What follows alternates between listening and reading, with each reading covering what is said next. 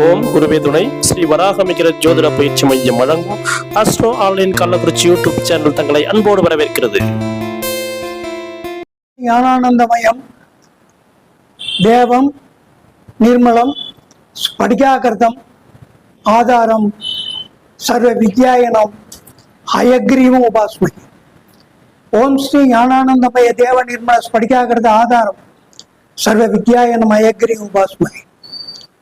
நாம் கற்றுக்கொள்ளுகிற இந்த ஜோதிட நூலினுடைய அடிப்படை கர்த்தாவாக விளங்குகின்றவர் ஹயக்ரீவர் ஆவார். அந்த ஹயக்ரீவர் பன்ருட்டிக்கு அருகிலே இருக்கிற திருவகீந்திரபுரம் என்கின்ற இடங்களிலே லட்சுமி தேவியோடு, முழு பார்வை பெறுகிற லட்சுமி தேவியோடு ஆரோக்கியத்து அவர் அருள்பாலித்துக் கொண்டிருக்கிறார்.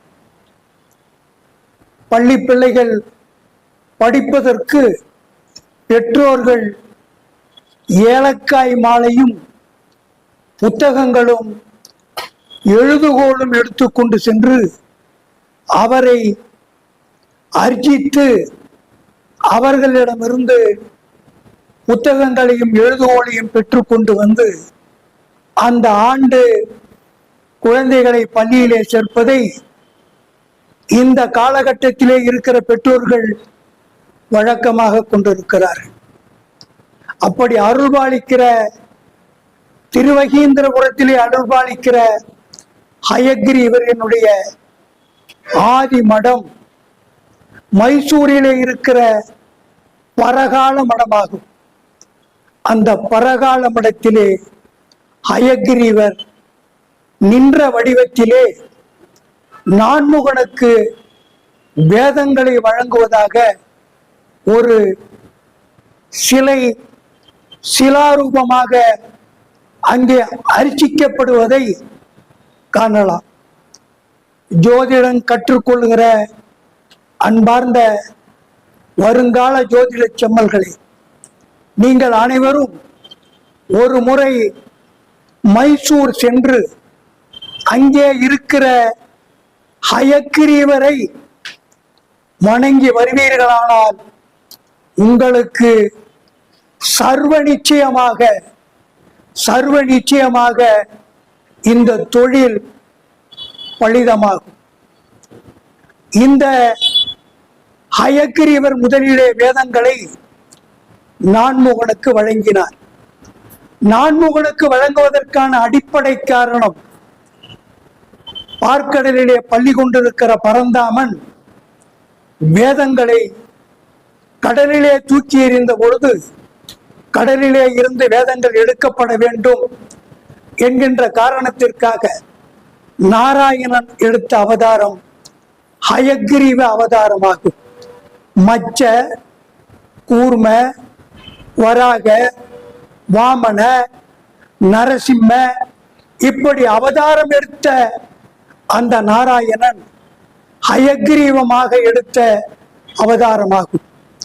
ஆனால் ஹயக்ரீவ அவதாரம் 10 அவதாரங்களிலே எடுத்துக்கொள்ளப்படுவதில்லை.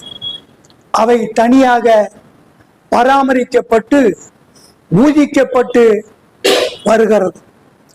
பரகால மடம் நீங்கள் சென்று வந்தீர்களா என்று என்னை நீங்கள் கேட்கலாம். நான் மைசூரிலே இருக்கிற பரகால மடத்திற்கு சென்று வந்த பிறகுதான் என்னுடைய குருநாதர் கொடுக்கூர் சீதாராம சாஸ்திரி அவர்களிடம் முதலிலே நான் பாடத்தை துவங்கினேன். அவருடைய அறிவுரைப்படி நான் அங்கு சென்று வந்தேன். ஆகவே நீங்களும் ஒரு முறை முயற்சித்து பாருங்கள். வெற்றி உங்களுக்கு படிக்கட்டாக உயர்த்தி கொண்டிருக்கும். உடனே உயர முடியுமா என்று எண்ணப்படாதீர்கள். ஐயா அவர்கள் கூறுகிற பொழுது ஆசைப்பட வேண்டும் என்று சொன்னார். பேராசைப்படாதீர்கள், ஆசைப்படுங்கள். ஆசைப்படுவது இலகுவாக அமையும். மேலும் நாராயணனால் வழங்கப்பட்ட அந்த உற்பத்தி செய்யப்பட்ட நான்முகன் நாராயணனுடைய தொப்புள் கொடியிலே இருந்து உற்பத்தி ஆனான் என்கிறது புராணங்கள். மகாத்மியம் அப்படித்தான் சொல்கிறது.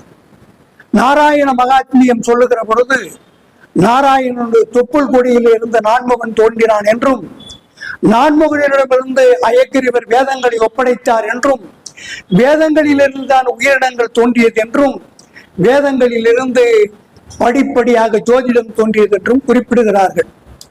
ஜோதிடம் என்பது வேதத்தினுடைய வலது கண்ணாக பாவிக்கப்படுகிறது. ஐயா அவர்கள் குறிப்பிட்டார்கள், சிவபெருமானுடைய வலதுகண் சூரியன் என்றும் இடதுகண் சந்திரன் என்றும் குறிப்பிட்டார்கள். சூரியனிலே வெறும் சூரியன் மட்டும் அவன் பிரகாசிப்பதில்லை. சூரியனிடம் 12 ஆதித்யர்கள் இருக்கிறார்கள். 12 ஆதித்யர்களுடைய ஒட்டுமொத்தமான கோர்வைதான் ஆதவன், தினகரன், சூரியன், கதிரவன் என்று சொல்லப்படுகிற சூரியன் ஆகும். அவர் சூரிய நமஸ்காரம் இங்கே செய்யப்படுவது யார் என்று கேட்கிற பொழுது, இங்கே இருக்கிற 19 ஊரிலே ஒரே ஒரு நபர் மட்டும் தன்னுடைய கையை உயர்த்தினார்.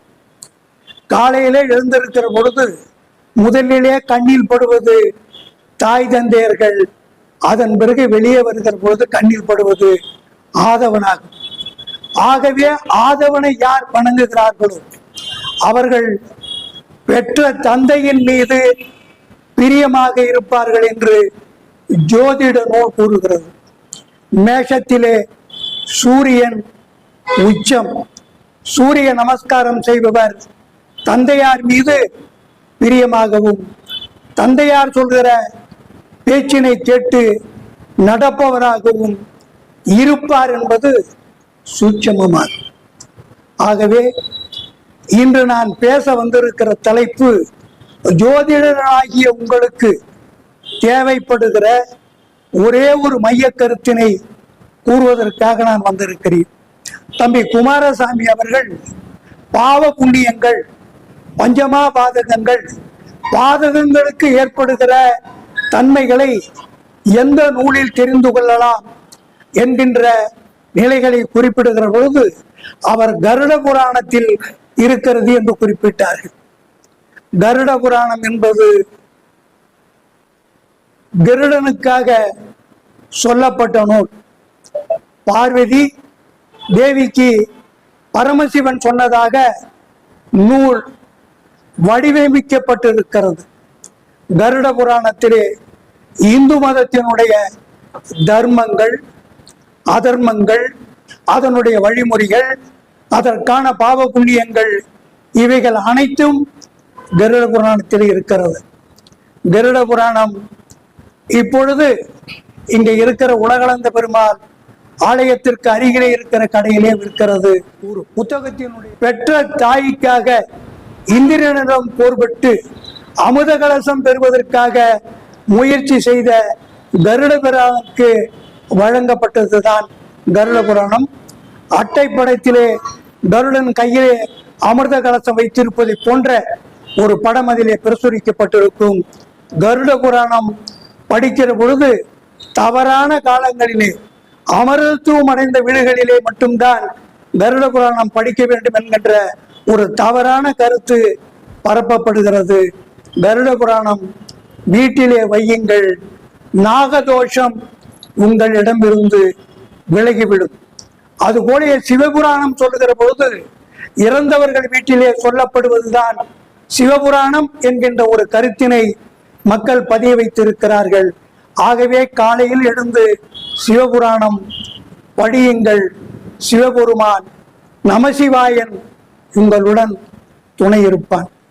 நான் இப்பொழுது ஐயாவினுடைய வேண்டுகோளுக்கு படி எடுத்துக்கொள்கிற தலைப்பு புதன் என்பவனை பற்றி எடுத்துக்கொள்ள போகிறேன். இங்கே வந்திருக்கிற ஜோதிடர்கள் அனைத்து பேர்களுக்கும் புதனுடைய ஆதிக்கம் இருந்தால்தான் அவரிடம் ஜோதிடம் கற்றுக்கொள்ள முடியும். ஐயா ஏழுமலை அவர்கள், அவர் தன்னை கள்ளக்குறிச்சி ஏழுமலை என்று சொல்லிக் கொள்வார். ஆனால் ஏழுமலை அவர்கள் புதனுடைய ஆதிக்கம் அதிகமாக பெற்றவர். அப்படி பெற்றவர் என்கின்ற காரணத்தினாலே தான் 1500 மாணவர்களை உருவாக்கி வெளியே அனுப்பியிருக்கிறார். இப்போது உங்களை உருவாக்கி கொண்டிருக்கிறார் என்பதையும் உணருங்கள். உங்களுடைய ஜனனகால ஜாதகம், நீங்கள் பிறந்த ஜாதகம், ஜனனகால ஜாதகத்திலே ராசி நவாம்சம் இரண்டும் இருக்கும். அந்த ராசி கட்டத்திலே எங்கே புதன் இருக்கிறான் என்று பாருங்கள். புதனுக்கு வீடு 2, 1 மிதுனம், 1 கன்னி. கன்னி வீட்டிலே அவர் ஆட்சியாகவும் மிதுனத்திலே ராசியாகவும் இருக்கிறார். ஆனால் மீன வீட்டிலே அவர் நீசனாக இருப்பார். அது தவிர மற்ற வீடுகளிலே அவர் இருக்கிற பொழுது புதனோடு சுக்கிரன் சேர்ந்திருந்தால், புதனோடு சந்திரன் சேர்ந்திருந்தால், புதனோடு சூரியன் சேர்ந்திருந்தால், புதனோடு ராகு கேதுகள் சேர்ந்திருந்தால் இவைகளுக்கு பலாபலங்கள் தனித்தனியாக கூறப்பட்டிருக்கிறது. ஆகவே எதிர்காலத்திலே ஜோதிட செம்மல்களாக விளங்கப் போகிற உங்களுக்கு புதன் ஆட்சியாகவும் உச்சமாகவும் சமமாகவும் இருப்பான் என்பதை உங்களுடைய ஜாதகத்தை வீட்டில் போய் பார்த்து தெரிந்து கொள்ளுங்கள். உங்களுக்கு ஜாதகம் சர்வ நிச்சயமாக மனனமாக வேண்டும் என்று சொன்னார் புதன் பகவானை வணங்குங்கள். புதனுக்கான ஸ்தலம் திருவெண்காடு. திருவெண்காட்டிலே 3 அம்மை, 3 அப்பன், 3 ஸ்தல விருட்சம், 3 தீர்த்தங்கள் இருக்கின்றன. காசி, கங்கை, கயா இவைகளிலே சென்று வழிபாடு செய்வதற்கு உரிய புண்ணிய பலன்களை அங்கே திருவெண்காட்டிலே இருக்கிற பாதம் உங்களுக்கு பூஜை செய்கிற பொழுது பலனை கிடைக்கும். சனி பகவானுடைய குருவாக விளங்குகின்ற மகாகால பைரவர் அங்கேதான் அருள்பாலிக்கிறார்கள். ஆட்சியில் இருப்பவர்கள் ஆட்சியை தக்க வைத்துக் கொள்வதற்கு வழிபாடு செய்வது திருவெண்காட்டிலே இருக்கிற கால பைரவரைத்தான். நீங்களும் திருவெண்காட்டிற்கு ஒரு முறை செய்து சென்று வாருங்கள். திருவெண்காடு பூம்புகாருக்கு அருகிலே இருக்கிறது. செல்ல முடியாதவர்கள் செட்டி புண்ணியம் என்கின்ற ஒரு இடம் சென்னையில் இருக்கிறது. அதுவும் புதனுடைய ஸ்தலம்தான். அங்கேயும் செல்ல முடியாதவர்கள் திருக்கோயிலூரிலே காலை உயர்த்தி கொண்டிருக்கிற அருள்பாலிக்கிற அங்கே இருக்கிற உலகளந்தானை மனதார வணங்கும். துளசி தலம் வாங்கி கொடுத்து தங்களுடைய நட்சத்திரம் என்னவோ அந்த நட்சத்திரத்திற்குரிய நெய் விளக்குகளை ஏற்றி வைத்து உலகளந்தானை வணங்கி கொள்ளுங்கள். புதன்கிழமை தோறும் ஆலயத்திற்கு செல்லுங்கள். அவன் அருளை பெறுங்கள். உங்களுக்கு ஜோதிட நவகிரகங்கள் உங்களை ஆளுவார்கள். நீங்கள் நவகிரகங்களை ஆளுகிற தகுதி யாருக்கும் இல்லை. ஆகவே நவகிரகங்கள் உங்களை ஆள வேண்டும் என்று நீங்கள் கருதினாலா சூரியன், சந்திரன், குரு, சுக்கிரன், புதன், ராகு, கேது தர்மனாக விளங்கிக் கொண்டிருக்கிற சனி பகவான் இவர்களுடைய அருள் உங்களை வழிநடத்த வேண்டும் என்று நீங்கள் கருதினால் நாராயணனை பற்றி கொள்ளுங்கள். சைவர்கள் இருக்கலாம். சைவர்களாக இருப்பவர்கள் நாராயணனை வணங்க எண்ணம் இல்லாதவர்களாக இருக்கலாம். ஆதி மூலமாக விளங்குகின்றவன் நாராயணன் என்பதும் அந்த பெயரைத்தான் ஐயா ஏழுமலை அவர்கள் கொண்டிருக்கிறார்கள் என்றும் நான் வருகிற பொழுது அவரது திருவடியை பற்றி வணங்குகிற பொழுது உங்களுக்கு கூட அச்சம் ஏற்படலாம். அவருக்கு தெரியாத சாஸ்திரங்கள் இல்லை. 384 ஜோதிட நூல்கள் இருக்கின்றன. 384 ஜோதிட நூல்களிலே 284 நூல்கள் மட்டும்தான் புழக்கத்தில் இருக்கிற. 110 நூல்கள் புழக்கத்தில் இல்லை. இது மதுரையில் இருக்கிற சரஸ்வதி மகாலிலே இருக்கிறது. அங்கே பெற்றுக்கொள்ளுங்கள். ஆர் மகாலட்சுமி என்பவர்கள் அந்த ஓலைச்சுவடியில இருக்கிற நூல்களை தமிழாக்கம் செய்து நூலாக வெளியீடு செய்கிறார்கள். நீங்கள் ஜோதிடர்கள் என்று அவர்களிடம் கூறுங்கள். அவர்கள் உங்களுக்கு மலிவு விலையில் அதனை வழங்குவார்கள். அதனை பெற்றுக்கொள்ளுங்கள். ஐயா ஏழுமலையினுடைய அறிவுரையும் பெற்றுக்கொள்ளுங்கள். பெற்றுக்கொண்டு வருங்காலத்திலே ஜோதிட செம்மல்களாக நீங்கள் இருந்தால் மட்டும்தான் உங்களால் ஜோதிடத்தை கற்றுக்கொள்ள முடியும். மேஷ ரிஷப மிதுன கடக சிம்மம் கன்னி துலா விருட்சக என்கின்ற கட்டங்களை தொடுவதற்கு உங்களது ஆள்காட்டி விரல் உங்களுக்கு போகிற துணிச்சலை புதன் தருவான். பிரபவ விபவ சுக்ல என்கின்ற விரல் வெட்டி எண்ணுகிற தன்மைகளை புதன் உங்களுக்கு தருவான். 60 வருடங்கள் 12 ராசி வீடுகள் நட்சத்திரங்கள் இவைகளையும் சொல்வதற்கான பலாபலன்களை உங்களுக்கு தருபவன் புதன் என்பதை மனதிலே பதிய வைத்துக் கொள்ளுங்கள். நீங்கள் பரகாலமிடம் போக முடியவில்லை என்றால் பக்கத்தில் இருக்கிற திருவகீந்திரபுரத்திற்கு போங்கள். படிக்கட்டு படிக்கட்டாக ஏறி போங்கள். பக்கத்திலே பைபாஸ் போட்டிருக்கிறார்கள், அந்த வழியிலே போகாதீர்கள். படிக்கட்டு படிக்கட்டாகத்தான் ஏறி ஜோதிடத்தை கற்றுக்கொள்ள முடியுமே அல்லாமல் மொத்தமாக ஜோதிடத்தை மனதிலே இருத்தி கொள்வதும் மூளை சிம்மாசனத்திலே ஏற்றி கொள்வதும் முடியாத காரியம் என்பதை நீங்கள் அறிந்து கொள்ளுங்கள். புதனை பற்றுங்கள், ஏழுமலை அவர்களை பற்றுங்கள். உங்களுக்கு எதிர்காலம் நிச்சயம் நிச்சயம் நிச்சயம் நாராயணன் துணை இருப்பான். நன்றி, வணக்கம். மேலும் புதனுடைய தன்மையிலே புதனுடைய ஆதிக்கத்திலே யார் யார்கள் ஜனனமானார்கள் என்று சொல்லி என்னுடைய சொற்பொழிவை நிறைவு செய்து கொள்கிறேன். இன்று பிறந்த நாள் கொண்டாடுகின்ற எழுமீன் விழிமீன் என்று சொன்ன விவேகானந்தர் பிறந்தது புதனுடைய ஆதிக்கத்தில். ராமகிருஷ்ண பரமஹம்சர் பிறந்தது, காஞ்சி மகாபெரியவர் தோன்றியது புதனுடைய ஆதிக்கத்தில். மனசை ஜெயித்த ரமண மகரிஷி பிறந்தது புதனுடைய ஆதிக்கத்தில். அங்கே இருக்கிற சேஷாத்திரி சுவாமிகளுக்கு ஜோதிடம் நன்றாக தெரியும். சேஷாத்திரி குருவனுடைய தாயார் லட்சுமி அம்மாளுக்கு ஜோதிடம் நன்றாக தெரியும். யோகிராம் சுரத்குமார் மகானானதற்கு காரணம் புதனுடைய ஆதிக்கம்.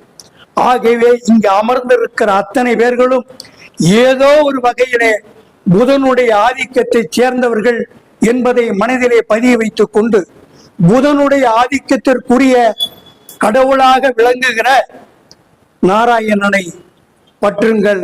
ஓம் நமோ நாராயணா என்று சொல்லுங்கள். எந்த மந்திரத்தை சொன்னால் உனக்கு எதிர்காலத்திலே வாழ்வியல் சித்திக்கும் என்று சொன்னதை கோபுரத்திலிருந்து எடுத்து சொன்ன மகான்கள் பிறந்த இந்த புண்ணிய பூமியுடைய நிறுவனரும் இயக்குனருமாகிய என் அன்பு சகோதரர் ஏழுமலை அவர்களுக்கு நன்றி கூறி விடைபெற்றுக் கொள்கிறேன்.